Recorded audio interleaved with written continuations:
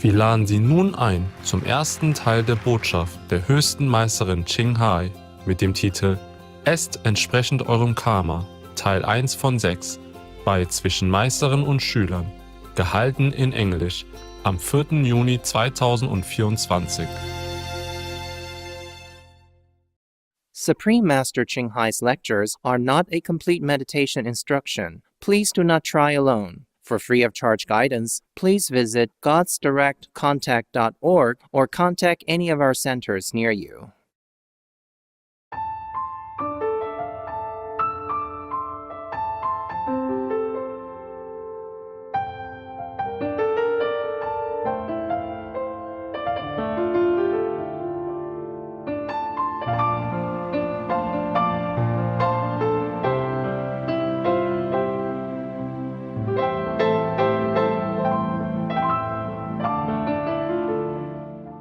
Hi, loving souls. It's nice to talk to you again. Although we are always communicating inside. Anyway, I want to discuss something with you. I heard recently that some of you want to eat only one meal a day just because I said to you that I eat once a day. Please do not copy this, because if you are still working in the bustling world, please do not be too hard on yourself. Eating one meal a day normally is for when you're in retreat, alone or with some trusted friends. Otherwise, if you're still working very hard, every day, and then go home, you still need to take care of your people, your family or your pet people, even your friends and relatives, then you should not. You can try, of course, for a while to see how you go, okay? But do not force yourself thinking that it will make you become a Buddha quickly. It's not like that, because how much you eat also depends on your merit in the past life or in this life. The venerated enlightened Buddha, he did not have much stress in those days because there was no pollution, no climate change to worry about. I mean, not that the Buddha worried about life and death, it's just that the enlightened people, enlightened ones, always care for others, not for themselves. Now, even when the Buddha was alive, he allowed his monks to take juice in the afternoon, because at that time the Buddha himself and the monks ate only once a day around noon.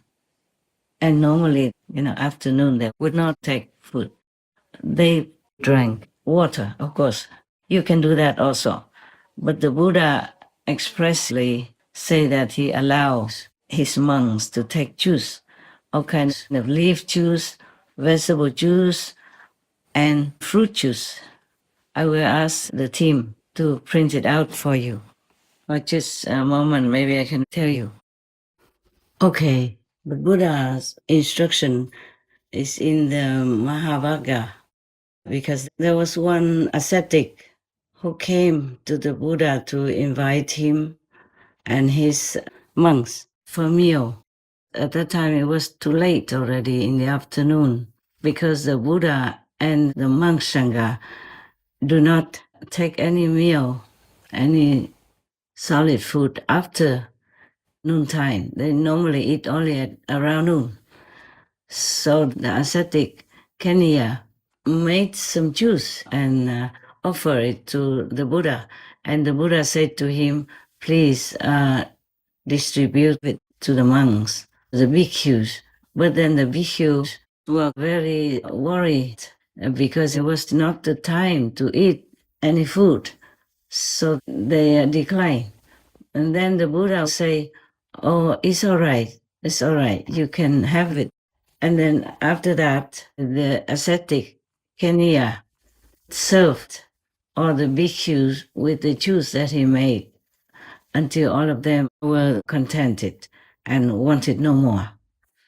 Then because of this occasion, the Buddha also delivered an instruction addressed the bhikshus and said, I allow you, O bhikshus, 8 kinds of drinkable things: mango syrup and jambu syrup and plantain syrup and mocha syrup and grape juice and syrup made from the edible root of the water lily, honey and parusaka syrup. I allow you, O bhikshus, the juice of all fruits except the juice prepared from corn. I allow you, O bhikshus, drinks prepared from all kinds of leaves except drinks prepared from pot herbs. Pot herbs, I guess, are similar to like peppermint, yeah, or rosemary. And the Buddha continued to say, I allow you, O bhikshus, drinks prepared from all flowers except licorice juice. I allow you, O bhikshus, the use of the juice of the sugar cane.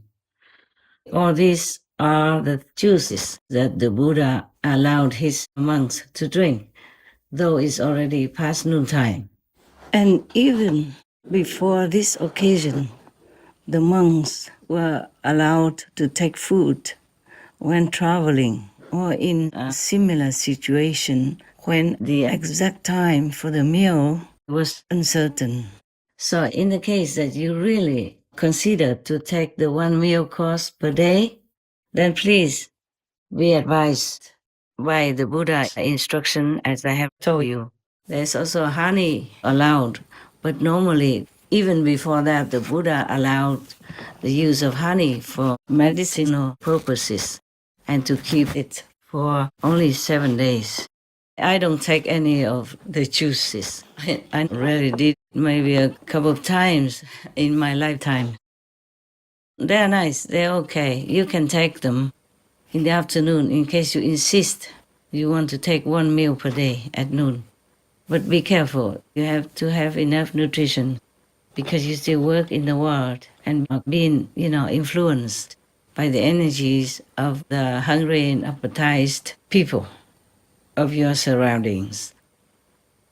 Now, in case you think by being an ascetic or eating only once a day, you will become a Buddha, it's not like that, okay?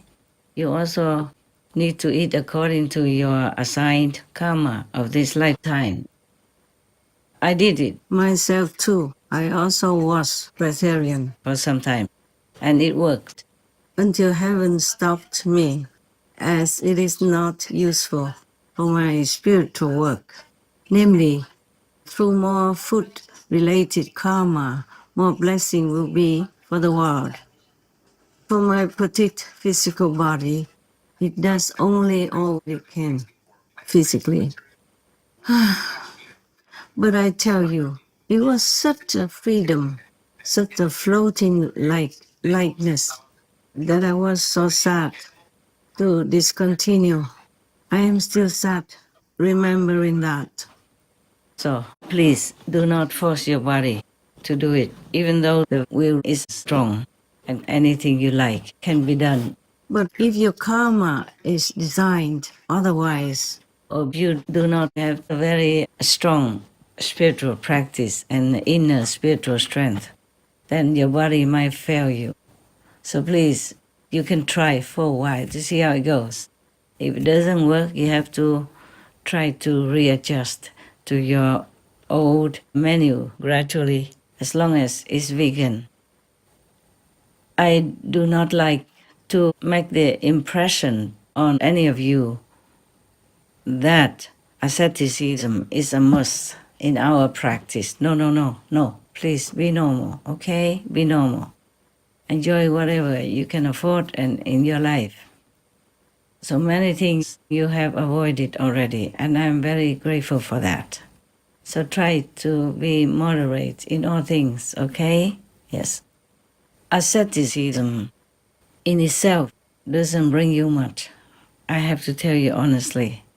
The main point is that you practice the right meditation and way of life. You have to be imparted a meditation method by a real enlightened and capable master who has tremendous power, so she can give it to anyone that has the fortune to encounter him or her and ask for this greatest of all favors on earth and in the universe.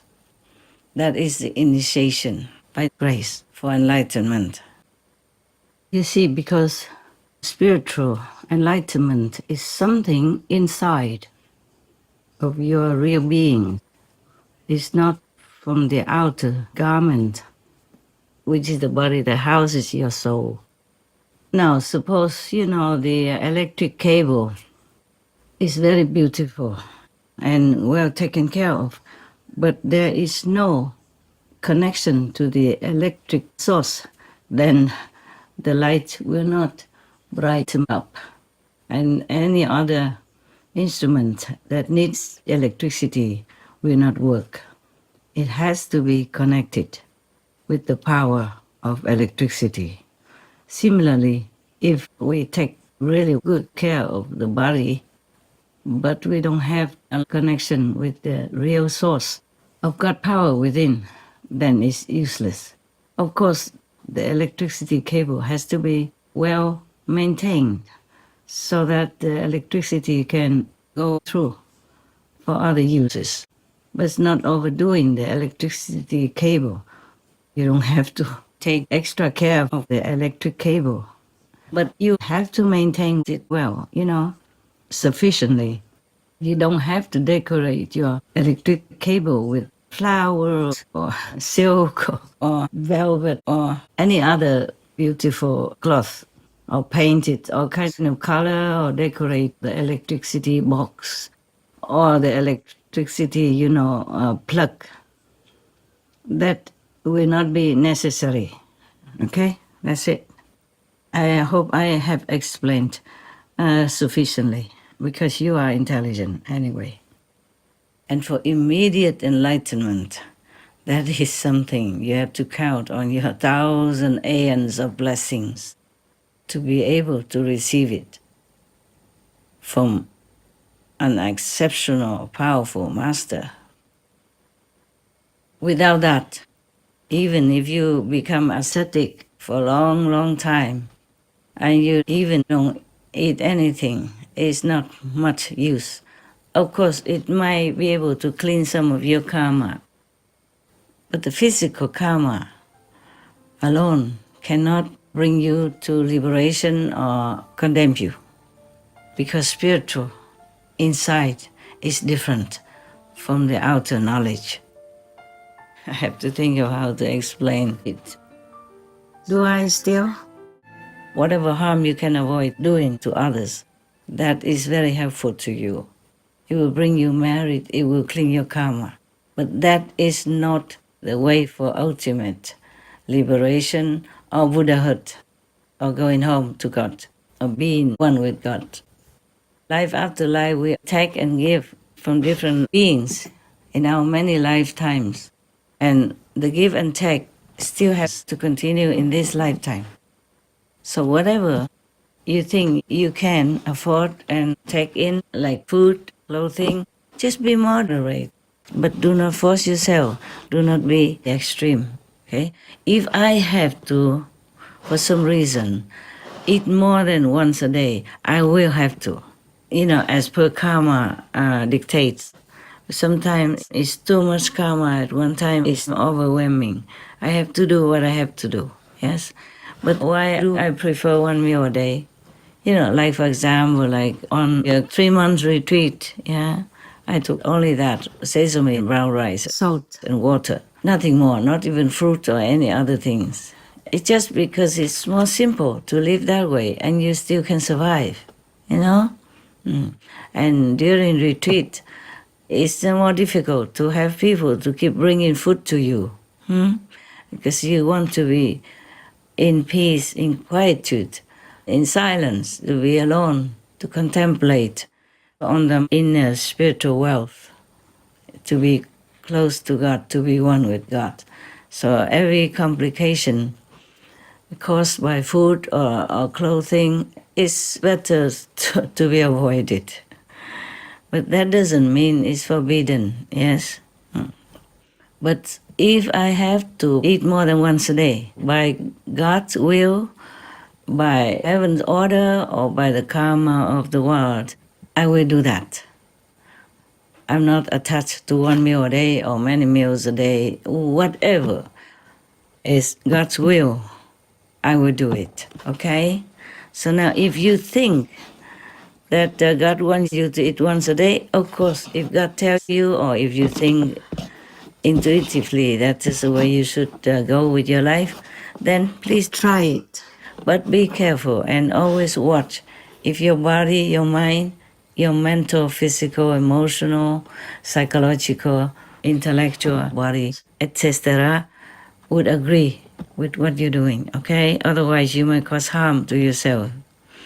Some people also go into the extreme, like becoming a breatharian, with or without guru.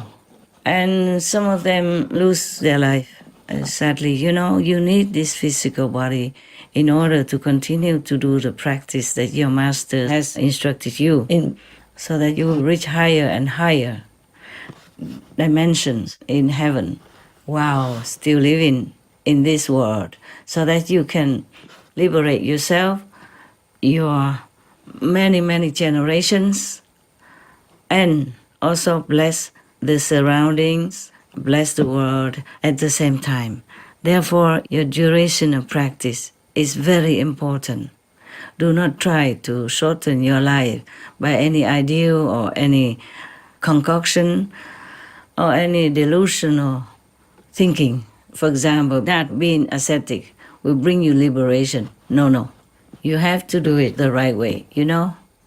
Whatever you are born to do. And even meditation, not just any meditation, brings you to liberation. I have observed the whole world.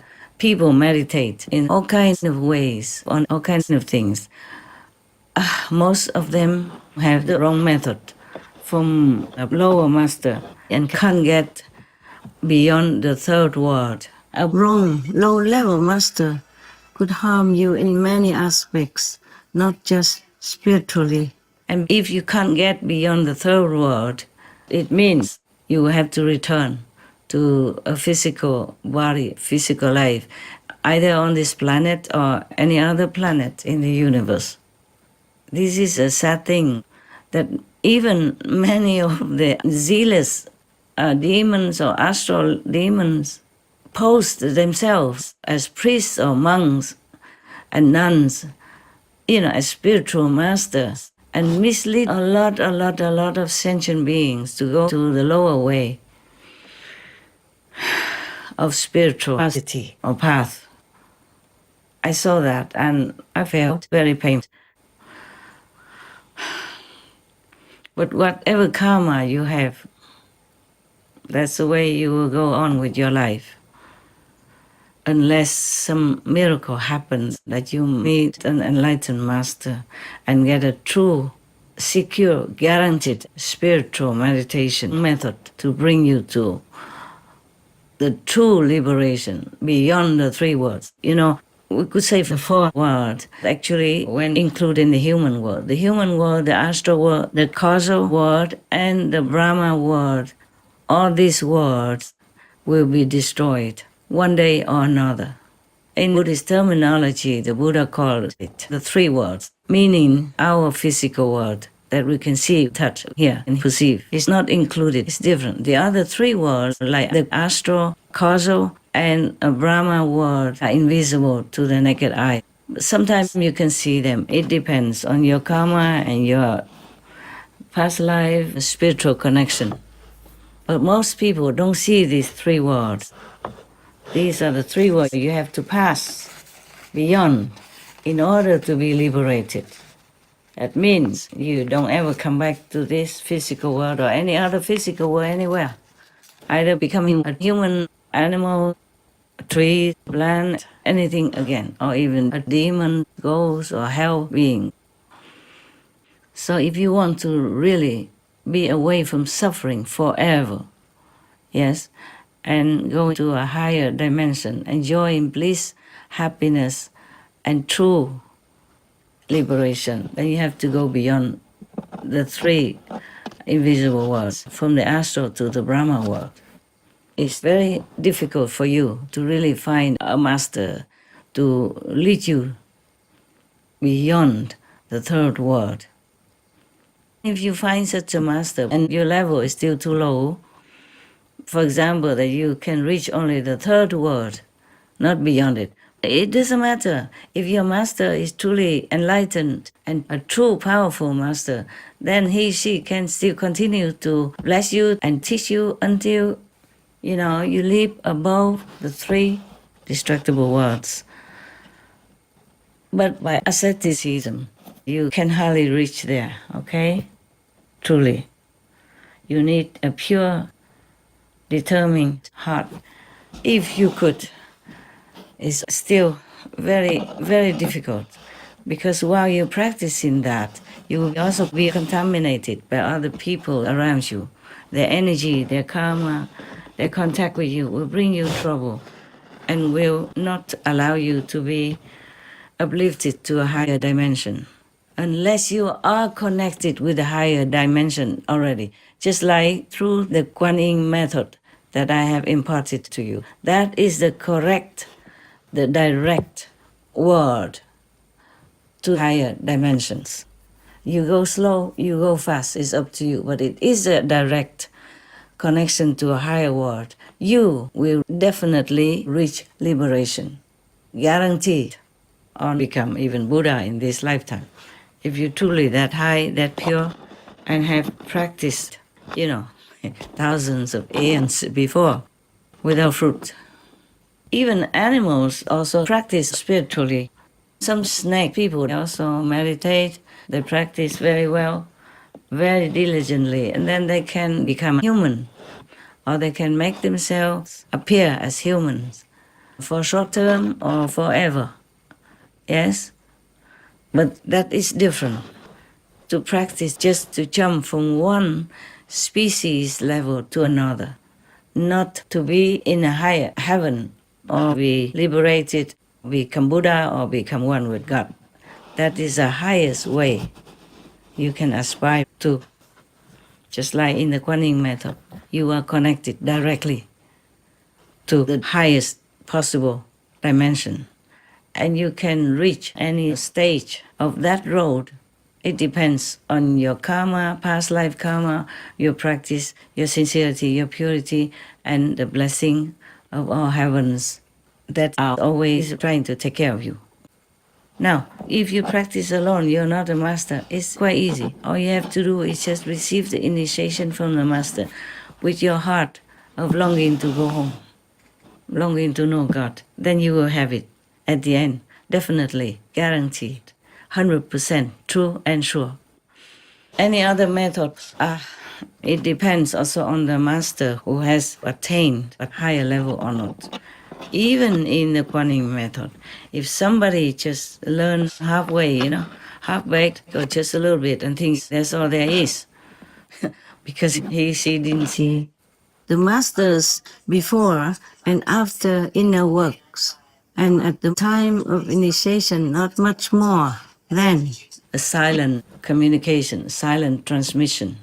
You see, the so-called disciple will still receive inner heavenly light and inner heavenly word, or you call it sound, or you call it vibration.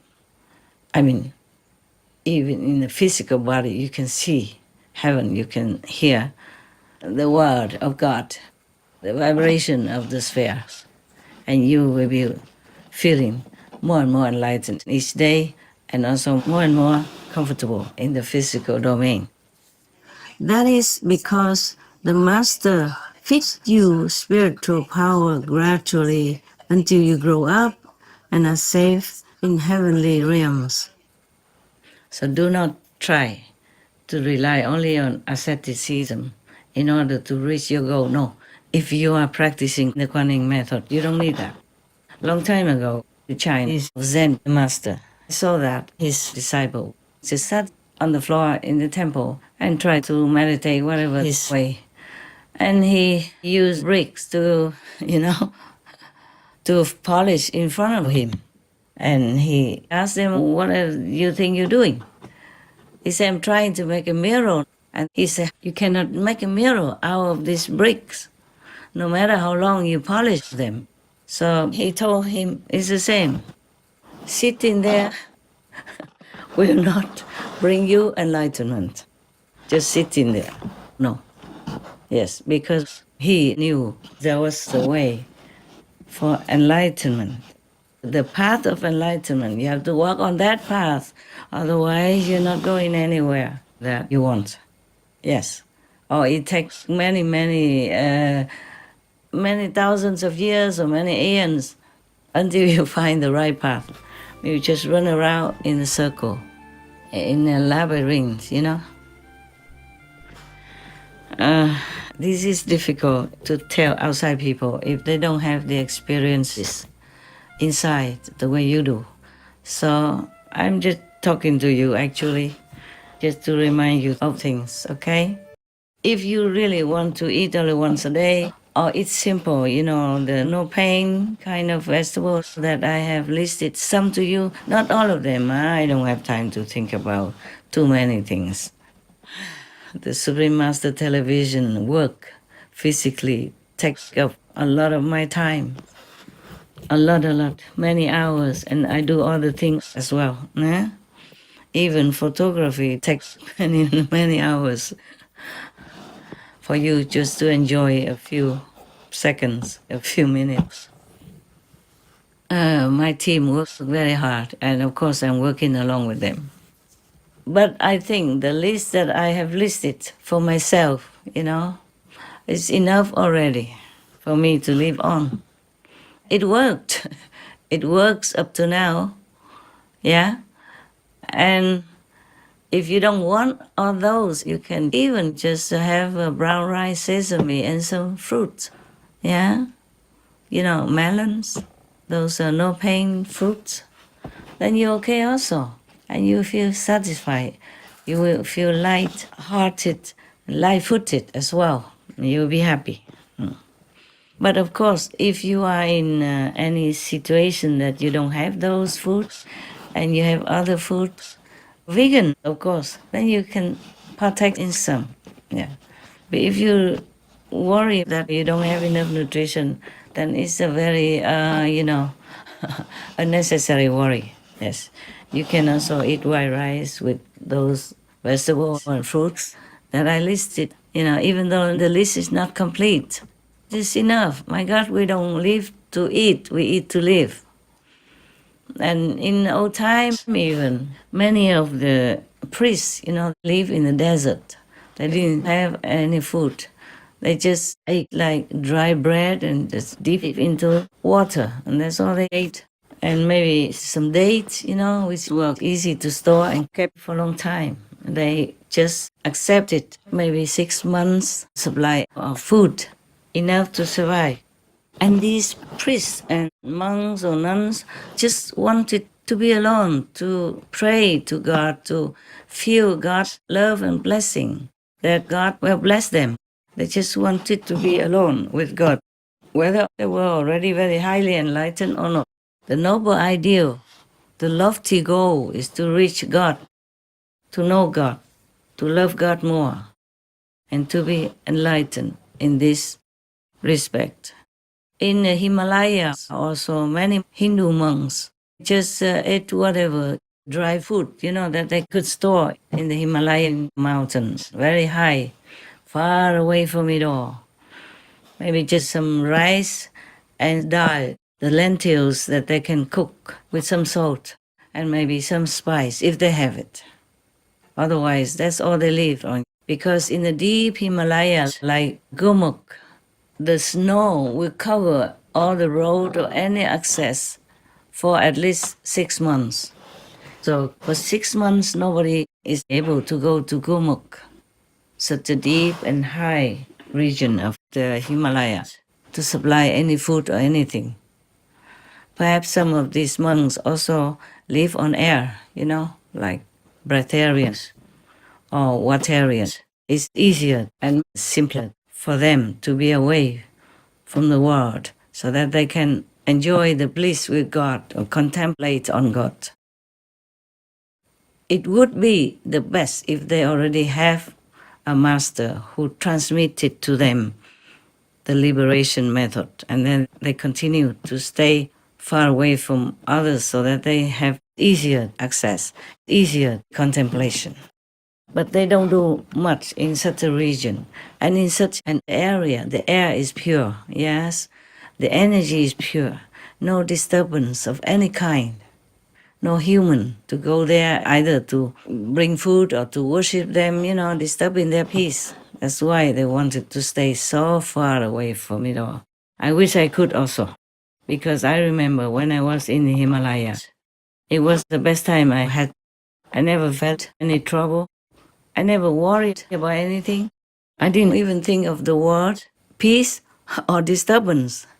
There was no such situation or thinking or attitude or mental relation to it.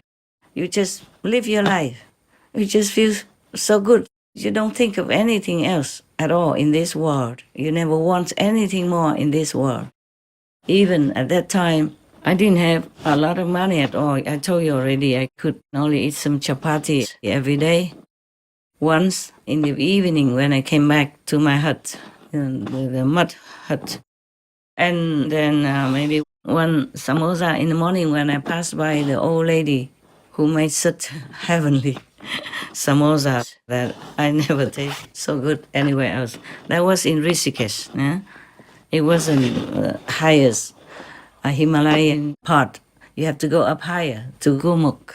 Then it will be the last of the Himalayas that you can reach. Further on, I don't know if any monks or nuns will stay. It's more difficult to access there. Now, I did not intentionally become an ascetic there. Same like in retreat. It's just the way it is, in the Buddhist tradition, when you're in retreat for 3 months every year, you just have to be alone or be with your similar community people. But you don't eat more than that, yeah? Maybe in the Buddha's time, they had more food. But in my time, I was alone in the back of the temple, which is the room used for ashes of the Buddhist believers who are dead. And then the relatives brought them there so that they could hear the monks in the front, a little far down below the temple, who recite the sutras to help them to have peace and be liberated from hell or from whatever unfavorable existence. I didn't have any people to bring food to me every day. I didn't want to. Of course, I could have asked the monks down there to help bring food to me, but I didn't want to. There were some people who wanted to visit me. I also refused, except for 1 or 2 times for my own disciples. At that time, I had a couple of disciples, and they came to visit me in the end, because I brought some new people for initiation. I did not want to see a lot of people. I did not want to see anyone. Therefore, I took just sesame and brown rice. In the first week, I had some orange juice brought to me together with that provision, but later on, there was no more left, so just sesame powder, brown rice, and salt, of course, or some soy sauce. Probably some soy sauce also, but at the end, only salt, And I survived, and I didn't feel bad or sick or anything. On the contrary, when I went out into the world, at the request of Longin people, then I began to have a little bit of a problem here and there, and then sometimes almost fatal. It could have been fatal, but then God still wanted me to live, to continue to work. Maybe that's why I survived many attempted assassinations, many life and death, medical conditions, and physical sicknesses. But it's not the asceticism that brought me to where I am or helped me in any way. It is the convenience of it that affords you to be alone and quiet, so that you can continue to contemplate on your inner meditation and not be disturbed or distracted by any kind of worldly interference. That's all, okay? But I emphasize, I do not advocate for asceticism. as a way to force your body just to feel that you can. Of course you can, huh? But do not try to force yourself too much into trouble, all right? I just want to tell you, if you want to have less meals or less troublesome cooked meals, then you can have them. More simple. But do not force yourself, okay? If your body cannot bear it, stop immediately and return slowly to normal. Do not immediately jump from one extreme to the next relaxing kind of way of life, okay? But always be vegan, yeah? Not because you're scared of karma only, but mainly because we don't want to hurt any beings. Even animal beings, they don't look like us, but they are souls. They have souls in them and they have spiritual connection with the universe. Many animal people know more than we humans will ever know. They have an acute sense of knowing things that will happen before they even happen. They could see through you. They could predict what you're going to have as trouble or as an accident. And they try to warn you a lot. But most humans cannot hear the animal people talk.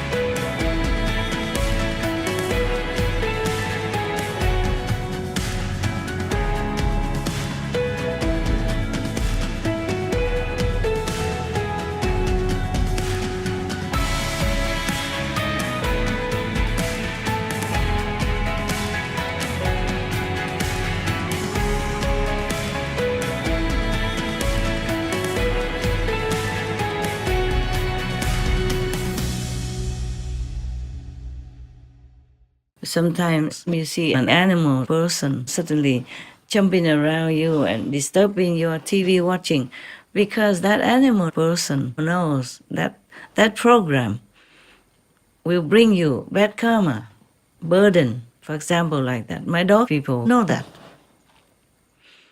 Many of them tried to stop me many times, but because I have to work, I have to know the world in order to take care of the world. So I have to sacrifice. But if you don't have to, you must not. Don't watch too many worldly programs, especially those violent films and shows. They are very, very bad for you. They deplete your energy. They drag you down to a lower level, even if you're already on a higher level, okay? Yes, they make you sick. They make you ill.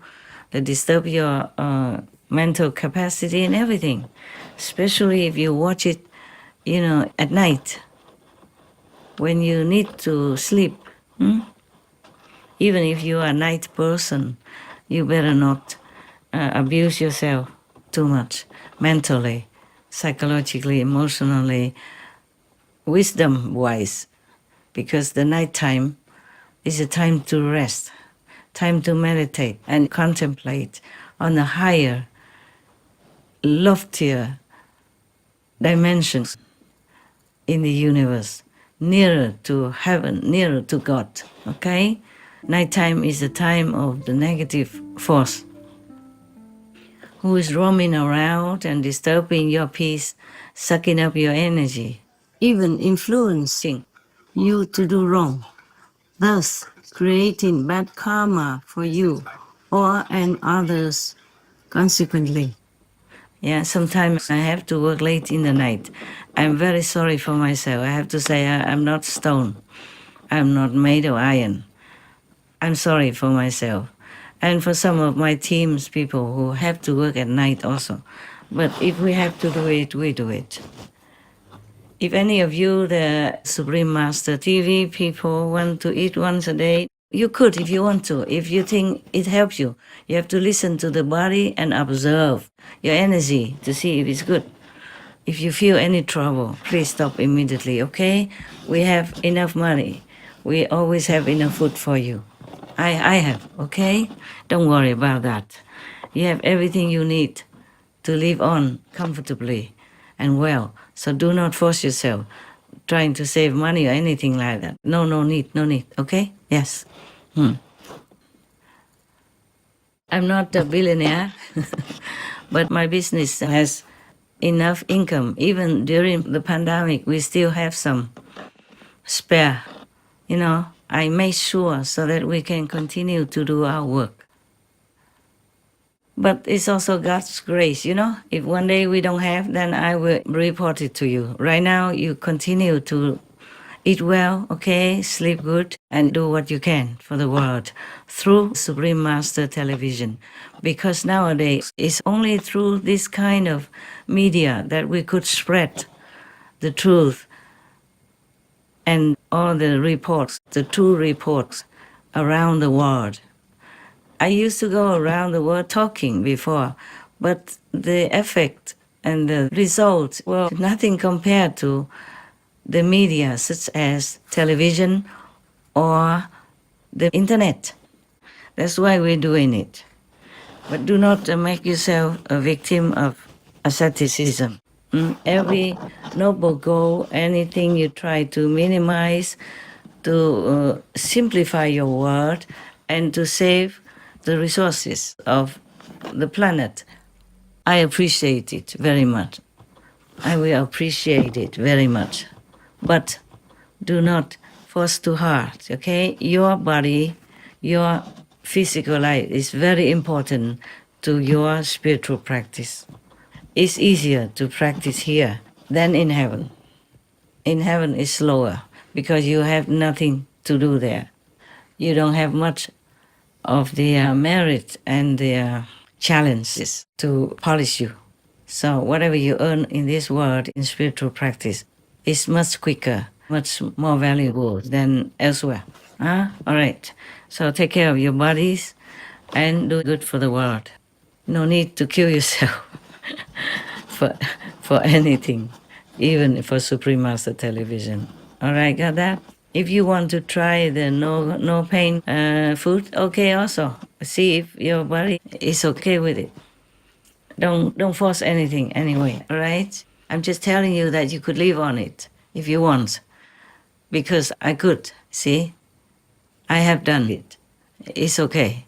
Or even just brown rice, sesame, and salt, okay.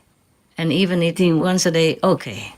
But it depends on how much you have to work and run around in your situation. We don't work so easily. We have to work in hectic times, and sometimes during the night where we could not even sleep, we have to do something when it comes to an urgent situation.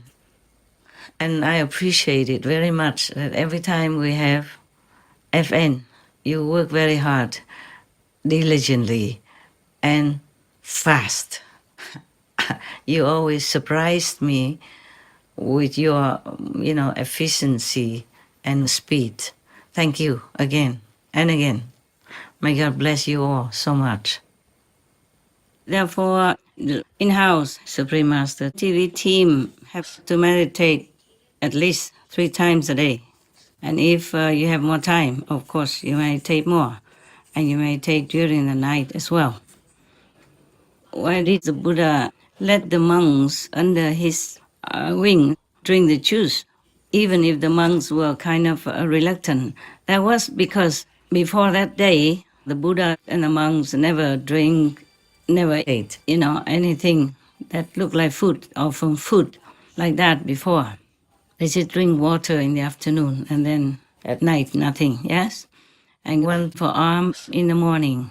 And then went home, ate at lunch, noontime.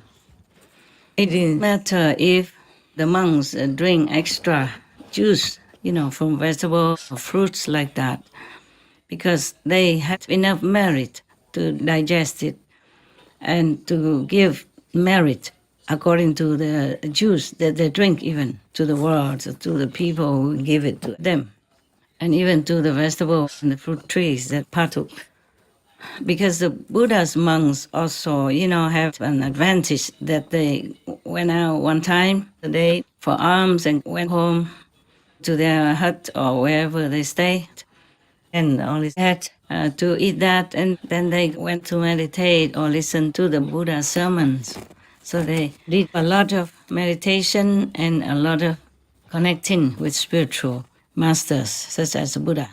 They meditated a lot after that, or between that, or before that, and then they rested also in meditative kind of mentality. So even if they ate one meal a day, that's okay too, because they did not spend too much energy, doing anything else. And if they drink some extra juice, which was made from fresh vegetables and or fruit, then they could also digest that. Their merit was immense. That's why when people pray to Buddha, pray to them, they have received immediate or later merit. You also have enough merits to eat thrice a day. Or if you prefer, then you eat a very good meal at noon or before noon, and then some lighter food or juice in the afternoon. Yeah. This tradition of eating one meal a day is, of course, born out of wisdom and convenience. The Buddha named it the middle way, not too strict, not too indulgent. Because imagine the Buddhas or the monks having to go back in 2 or 3 times a day. Or if the disciples or followers have to come 2 or 3 times a day to prepare the meals for them. In the difficult situation of the old days, when nothing was so easily available, and not to say manpower and transportation, then when would they have time to be quiet, restful, and meditate or listen to the Buddha's teachings? In those days, we didn't have any big bright light, It was dimly lit. So it was better the Buddha lectured in the daylight, and the going for alms from one house to another system presented the monks the opportunity to introduce the Buddha and his holy teachings to the masses, as there was no high-tech ways for communication such as ours nowadays. And then at night they could have time to meditate together. They didn't have to go far because it was dark. This tradition also came from the Buddha's wisdom, because before that, before the Buddha's enlightenment, he followed, some other practices.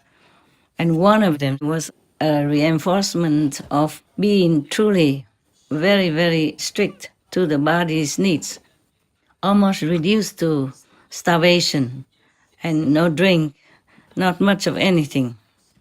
So after the Buddha sat under the Bodhi tree and tried to meditate to reach the final enlightenment, his body had become truly very emaciated until at last, when he was done with his 49-day solitary alone retreat, he accepted a bowl of milk, rice porridge from one of the cow girls. And then he felt that, his body became better, he became mentally more clear, everything was better.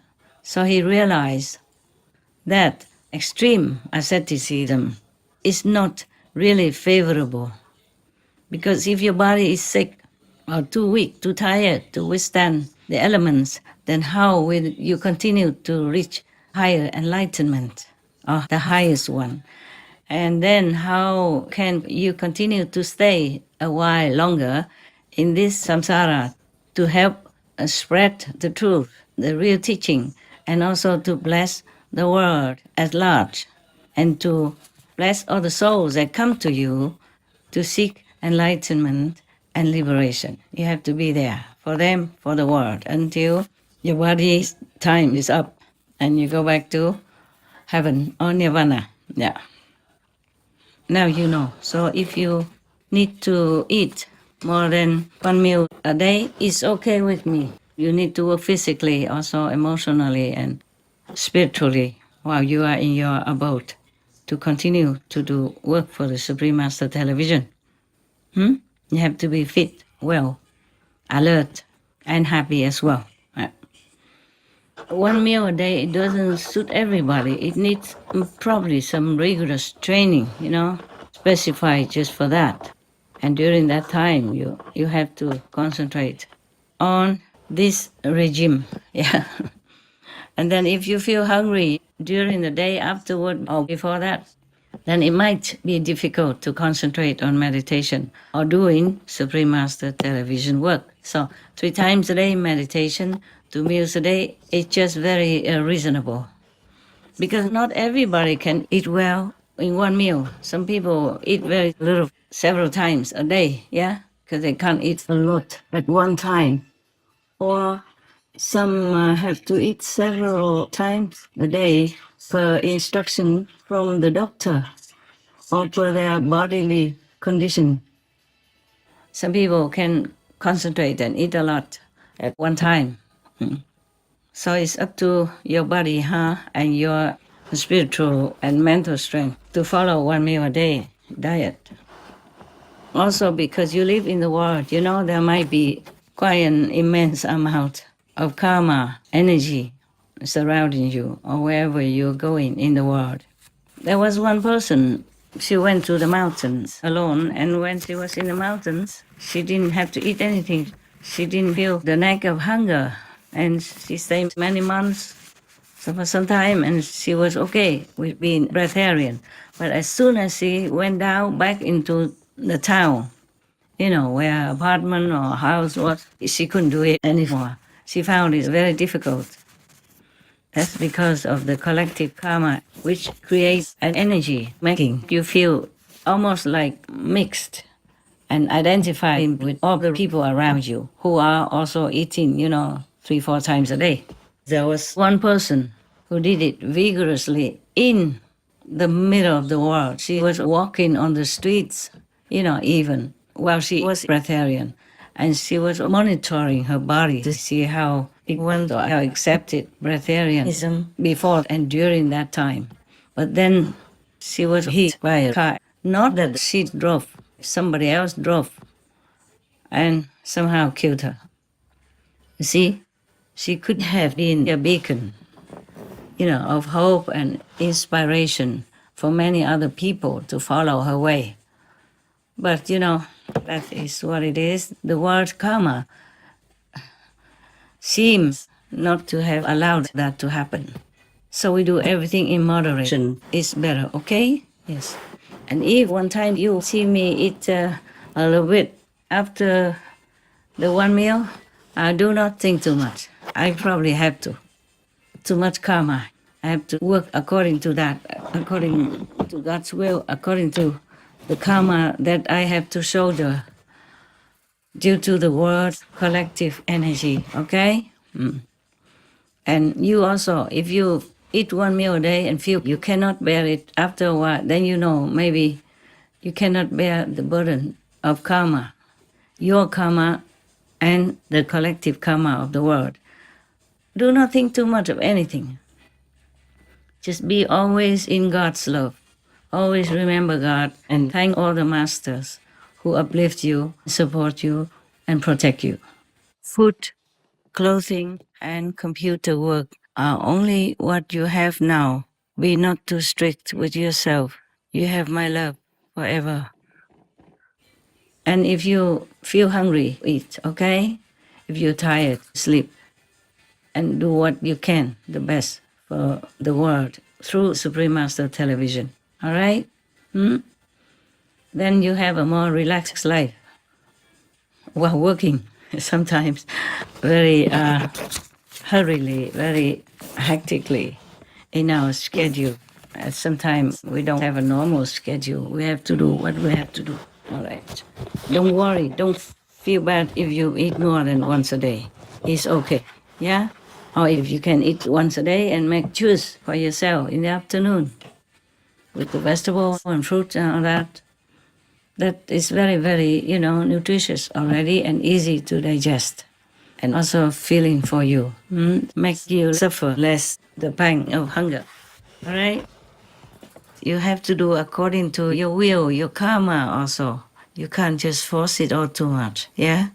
And also, many people practice spiritually in all different ways, and they proud of themselves or think it's efficient, but it's not like that. In some countries, they practice many kinds of strange spiritual things like worshiping the rat people, or wanting to be a rat, or wanting to reincarnate as a rat person, or worshiping the snake people, even officially and openly and feeling proud of it, and even thousands of people follow that.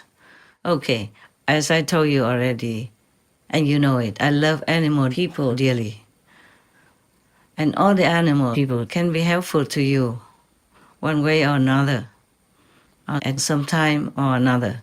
Yes, even snake people, they can help you, in some way to fulfill your wish or to help you out of some accidents and to protect you in some way, whatever they can in their power. But animal people are not God. So do not try to worship any animal person instead of God. We can love them, thank them, appreciate them if they help us in any way, if you know about it. Even if you don't know about it, love your pet people. Love any animal person you can see or can help. But otherwise, do not worship them like God, okay? Worship God alone. Worship the Master. Obey the Master that you follow, because he, she can bless you and help you in any way. Because he, she can connect with the whole universe. If he, she is a true Master and the most powerful one, then you are in the best of luck in many aeons, in many universes. You have to feel it through your practice, through your inner heavenly experiences, whether or not that Master is worthy for you to follow, okay? Yes. And then, even just having that Master, that's enough. You don't need anything more. Even God would love you if you love that Master and obey that Master's instructions. God would also love you. That's all God wants, that you follow the Master's teaching, because that is from God directly. If that Master is one with God, actually, such as Lord Jesus Christ, yes, the Buddha, yeah, many gurus like Lord Mahavira, Guru Nanak Dev Ji, etc. So many masters. I could spend my whole lifetime reciting all their names. It would never be enough. So now, it's not because I ate even once a day or eat even no pain food that it means I advocate for this way of life. No, huh? Okay? You please live well. When you're in retreat, it's difficult to get all the food you want, and you do not want to be disturbed. If people are always coming bringing food to you, then you just eat what you can afford, what your time allows. And what's the position, the condition of your retreat is, and the situation and the locale of your retreat. Sometimes it's very inaccessible. People cannot so easily bring food to you. Yeah? That's why many of the masters and saints, sages in the past, they just eat very simple, affordable, and storable food. So they didn't have to always bother their followers to bring food to them so often. even if they were very willing to do it. Most of the masters, of old and the saints and sages, they wanted to be in quietude, alone, to be with God, to strengthen their power, their energy, so that they could also bless the world as per God's will and God's grace. So do not dwell deep into asceticism and believe that it is the way to liberation. It's not.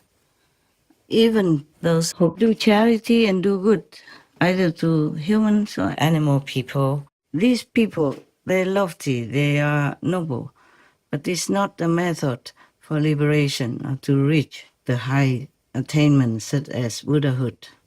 Doing charity, helping others, doing good deeds are things we should do. And it will lessen some of our karma, of course. But it's not like the Kuan Yin method that leads you to total liberation in one lifetime. Remember that. But you should always do good deeds anyway, okay? I do also. Not because I need merit or praise or reward, but because we live here together. If somebody is in need, or some humans or animal people are in need, or any beings are in need, we must help them. That's a normal thing to do. It's not because we need a merit or want a reward. Better not. Whatever you do, accredit it all to God, to heavens, okay? To Buddhas. You see, if we just do good deeds, then we are good. We are noble and kind. But according to the Buddha, even, it's just for heavens and worldly merit. Because heavens have many categories, many levels. You can earn heavens between the three worlds, the three destructible worlds. You can earn those heavens, these three destructible heaven worlds, or be on earth. Like if you're a very good person, charitable, generous, and kind, then you can go to those heavens within these three worlds and or come back later on in human form, in a rich family, having success, privilege, honor, and all that. After you spend some time in the heavens, but not the higher heavens. Yeah, the higher heavens are from the fourth level up, upwards, up to, of course, Tim Kutu's land. Yeah, and beyond even. But beyond that, we don't need. No need to go too far. Too far, there's not much there we can relate to, yeah, or can truly understand or enjoy. There's no need, actually, yes. Just like after college, after university, that's enough. You don't need to have another school after university, but you can expand your knowledge after university because you will know how, you will know better. So people who do charity work, even yourself, if you rely on that, you will only go to maximum, the highest measurement level of the third world, the Brahma world. But then you have to return to earth again because it's not a liberation kind of path, you see? It's to earn merit for heaven and earth only. Here, when the Buddha mentioned that, it was not Buddha's status, okay? Yes. Lord Jesus also advised people to help their own brothers and sisters, humans. But he didn't say, by doing that, you will reach God. You will go back to his father's mansion. Otherwise, why would he tell his 12 apostles to follow him? Yes? Why not just continue to do outside work? And if fishing work is not good, he would advise them to take up other work without killing the fish people, other vegan work, yeah?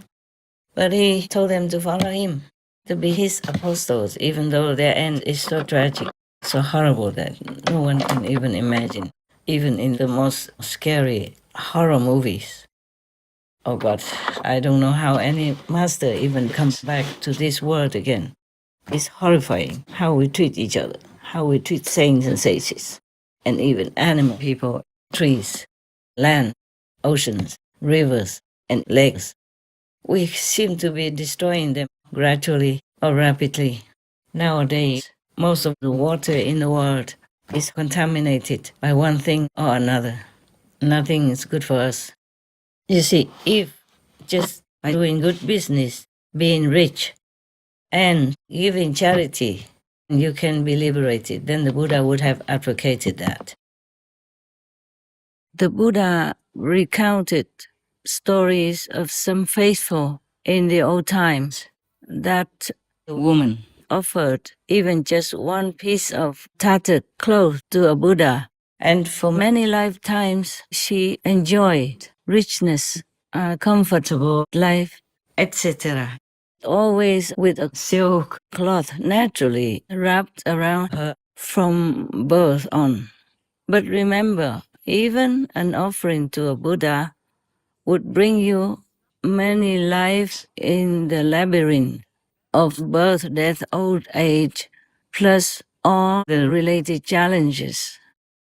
Only by practicing the right meditation, living a right life, will liberate you for good.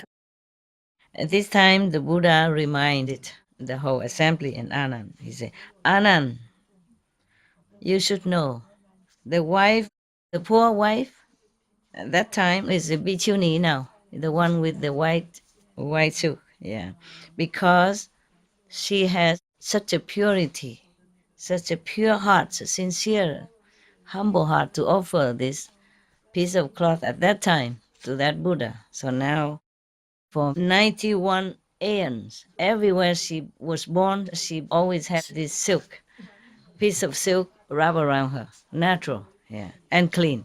And she was always born in rich, powerful, famous family and lacked nothing in her life. But anyone who wanted to be homeless monk had no possessions, no guaranteed food or clothes or shelter. He accepted them. He advocated for that. Of course, we don't have to go to that, too demanding a position, a practice. We could stay at home, and that's enough if you meditate well. And of course, doing good deeds. But that is normal, a duty of neighbor, helping your neighbors, other fellow beings, or other animal people. They are just our duty, the give and take in this world is compassion that we must have, that God has bestowed on us. But it's not liberation. It's not for liberation that we do charitable work. That won't be sufficient, okay? Just to remind you again. And you can see all the saints and sages, what they did in ancient times, then you will know what I'm saying is the truth. And not just I who say it. It's my realization to know that. It's a part of my realization. It is one thing that you listen to the saints and sages telling you this and that instruction for spiritual practice. But it is another thing that you realize it yourself. You assimilate it yourself. You understand profoundly the true meaning of it through your own spiritual experiences. That's different. So self-realization is wisdom, is God realization, is enlightenment to the highest possible in this world. If you're just doing work for Supreme Master Television and really have faith in the Master who organizes Supreme Master Television, for example, then you will also have merit. And if you're vegan, sincere and pure, then of course the Master will also lift you up for liberation. But it's not because you work in the Supreme Master Television network or just sit in meditation. No, it is because of the Master behind it. With the Master power who helps you. Just like sometimes people outside on the street or anywhere by chance see the Master, meet his or her eyes.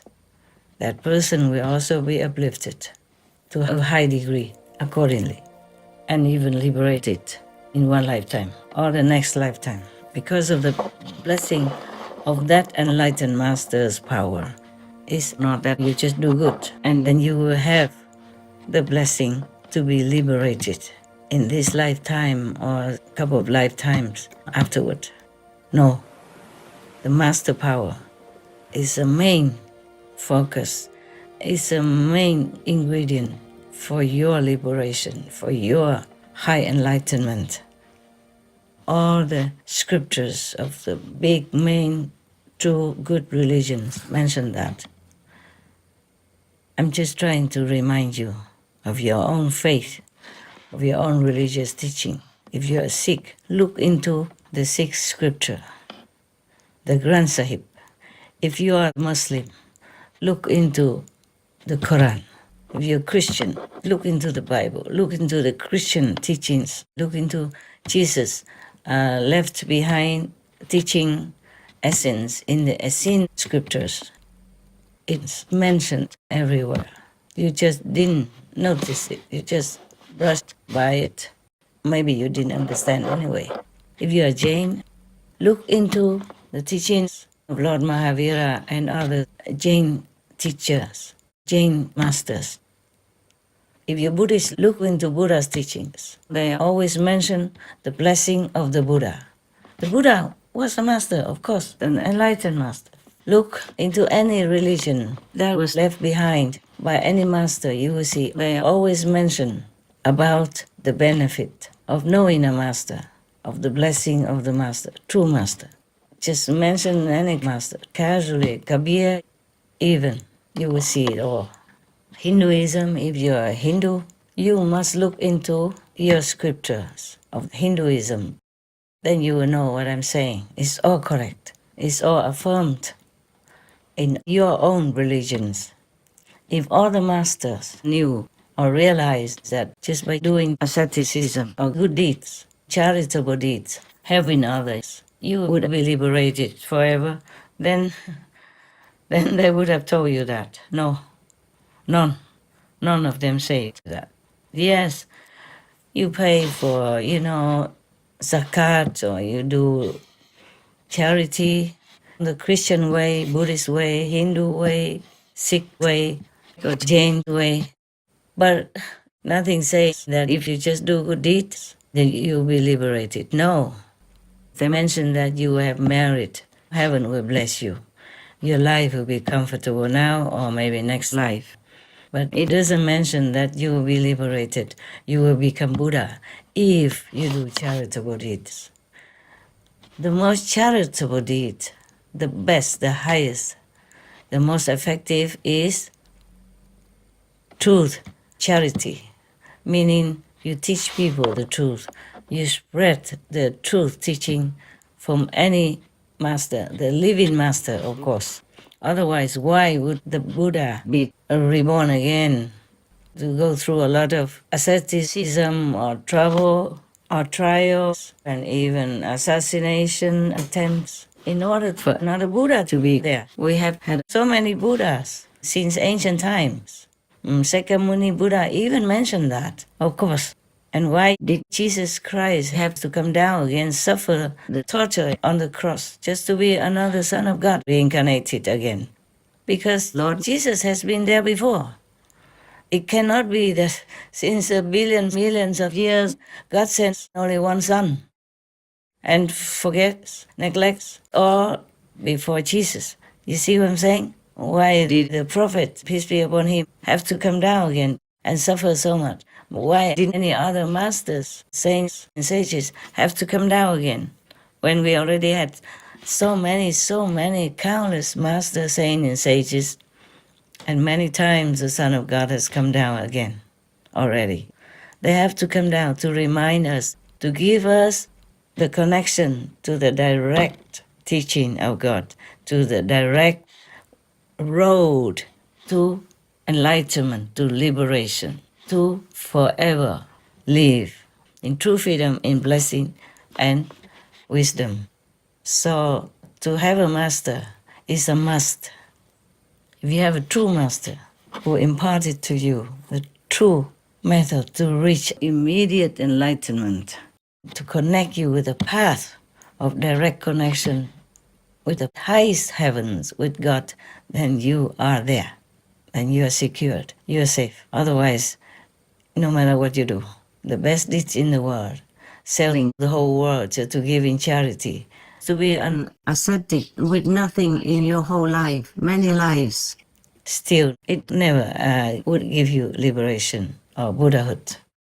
There was a king in China. He is very famous, Liang Imperial. They would call him Liang Wuti in China. He asked Patriarch Bodhidharma how much merit he would have because he built many temples, nourished many monks, and ordered to print many sutras. These are even the highest merit of all, not just material things. But Bodhidharma told him nothing. You get nothing.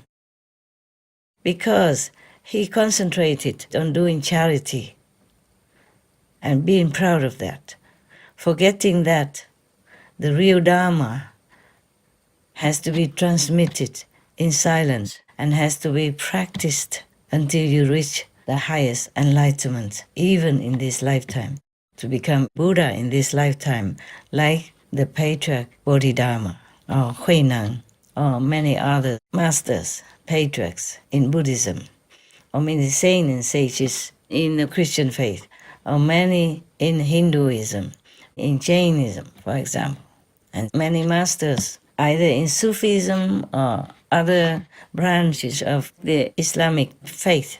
They all need to be there for humankind to lead them back home. They don't just tell you, okay, you just pay a tax for charity and that'll be enough. No. Remember that. So whatever you can do for the world, it's good for you that you do that because you're noble, lofty. But that doesn't mean that is the way to bring you to liberation. Even to work for Supreme Master Television, that doesn't bring you liberation. But the Kuan Yin method imparted by the Master Power to you, that is the one who will liberate you forever. Yeah? All right. Thank you anyway for working for Supreme Master Television because that is the best you can do to help our fellow humans and our brother and sister animal people and trees, plants and rocks and all things in this physical world and beyond. Thank you for that. Bravo. My God bless you immensely and love you forever. Amen. I love you too, forever. That's all I want to tell you. All right. Until then, thank you. Love you, love you. Love you a lot. Thank you for all you do for the world. I also, by the way, thank you to all the non-disciple people outside who help to save the planet, to protect the humans and the animal people by keeping this world safe and sound, by being vegan, making peace, and doing good deeds. May God bless you all. Love you, love you. So long.